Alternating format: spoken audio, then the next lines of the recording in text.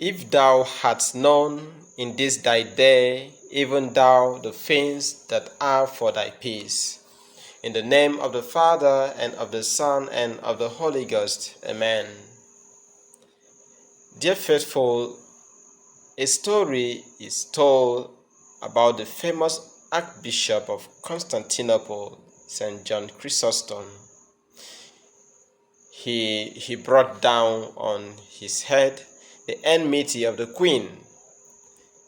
How he courageously criticized the evils of her court, and then she decided to get rid of him, calling her counselors. She asked them what would be the best means of doing away with the offending archbishop. Banish him, suggested one. Take away all his property, advised another. Put him in prison, said still another. Put him to death, recommended a fourth. Finally, a venerable counselor arose, one who seemed to know the saintly archbishop very well. He spoke slowly. Your Majesty, to banish Chrysostom is useless. He already considers his life a banishment. Take away everything he has, and he will be as happy as ever. He hates the things of earth.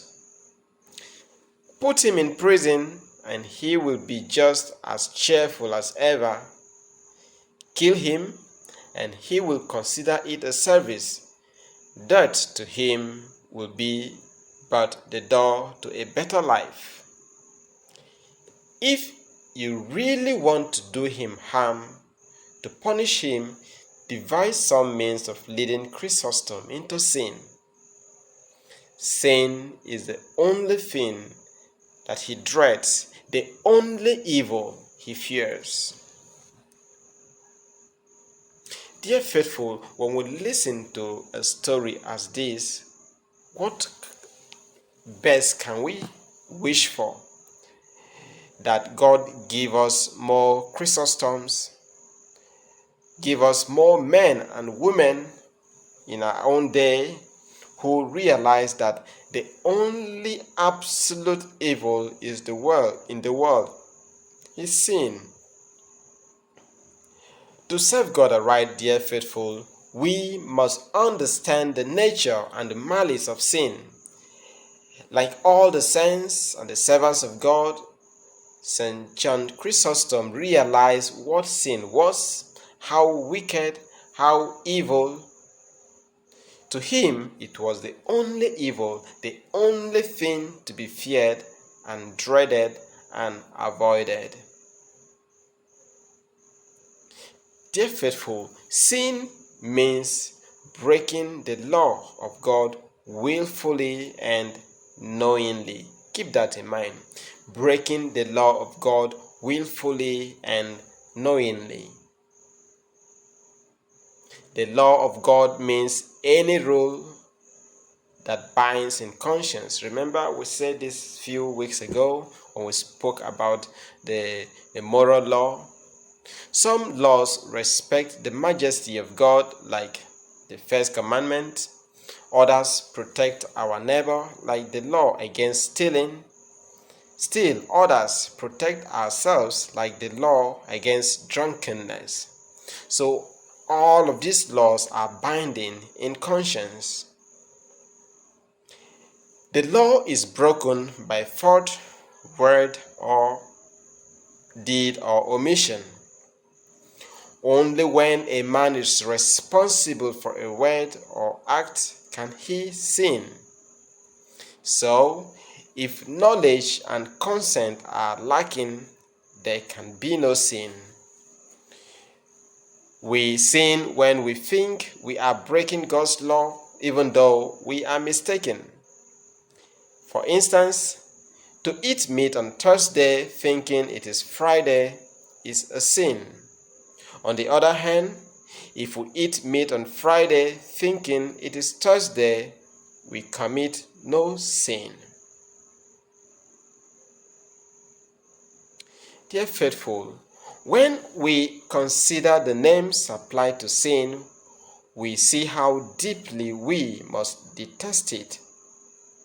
The Bible calls sin abomination, iniquity, work of darkness, disobedience, work of the devil, rebellion. The church calls sin dirt, wound, stain, fall, ruin, shipwreck of the soul, poison cup, forbidden fruit. The essential element in sin, dear faithful, that which makes it a moral evil, is precisely its turning away from God. The sinner turns away from his true purpose in life, namely, to know, love, and serve God. He turns to something actually forbidden by God. He shows distrust in the wisdom of the Almighty and disregard for the authority of God to make and enforce laws. Just the way the devil coming in the form of a snake, sowed distrust in the mind of our first parents towards God and disregard of his laws. The malice of sin is something we must realize in all its awful wickedness. Sin, dear faithful, is a rebellion against God's holy will. Think about that. Rebelling against God's holy will. The sinner says he will not obey. He chooses something not only other than God himself, but something that is an enemy of God. This rebellion, dear faithful, is serious because there is an infinite distance between God and the man who disobeys him. Consider that it is a one-man revolution against an all-good creator. Sin is suicidal. It hurts the sinner more than anyone else. Sin shipwrecks the soul. It derails the soul. Striking at God, the sinner does not hurt God, for he is unchangeably happy.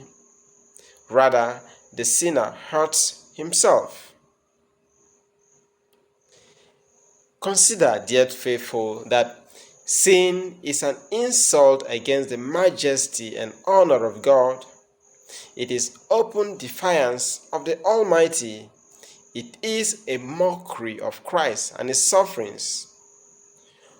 One who willingly and knowingly breaks the law of God joins the tormentors of our blessed Redeemer. He makes it possible for the devil to poke fun at the salvation won for us at such a terrific price by the Son of God. Remember that this month is dedicated to the precious blood of Jesus, the price of our redemption. Through sin, we make the devil to poke fun at such great sacrifice, such price of our salvation. Consider, dear faithful, that sin is ingratitude. In return for life and the many gifts of God, we offer insult and disobedience. God reaches out his gifts to us and we spurn them. God waits for our love and we turn away from him. What ingratitude! No wonder, dear faithful, St. John Chrysostom feared sin more than anything else. No wonder the servants of God in every age have avoided sin like the plague that it is, like leprosy. for it is leprosy of the soul. Consider, dear faithful, that what our blessed Lord said as he wept over Jerusalem, he can repeat today, weeping over any city in Nigeria, for instance. He can say the same sad words over the city of the sinner's soul. If thou hadst known the things that are for thy peace. Dear faithful, the deadliest and surest killer of peace is sin. Ask therefore our Lord to help you understand the nature and malice of sin. Ask Our Lady to obtain for you this grace to understand the nature and malice of sin. She is the help of Christians, remember, and what the refuge of sinners. Ask our Lord to help you avoid sin at any cost. Ask Our Lady to obtain for you this grace that you need to avoid sin at any cost. Ask her to help you to serve God alone and always, in all things and at all times. God bless you. In the name of the Father, and of the Son, and of the Holy Ghost. Amen.